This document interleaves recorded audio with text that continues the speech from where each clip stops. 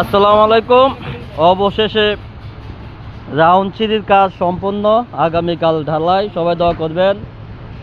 আমার কন্ট্রাক্টর বারেক ভাই এবং ইঞ্জিনিয়ার আবু বকর ইকবাল সাহেবের সার্বিক তত্ত্বাবধানে আমার তিনতলা ফাউন্ডেশনের রাউন্ড সিঁড়ি দিয়ে আজকে কাজ সম্পূর্ণ। আগামীকাল ইনশাল্লাহ ঢালাই হবে, সবাই দোয়া করবেন। আর যারা রাউন্ড সিঁড়ি নিয়ে চিন্তিত, বাড়ি করবেন আশা করছেন, বারেক ভাইয়ের সাথে যোগাযোগ করবেন।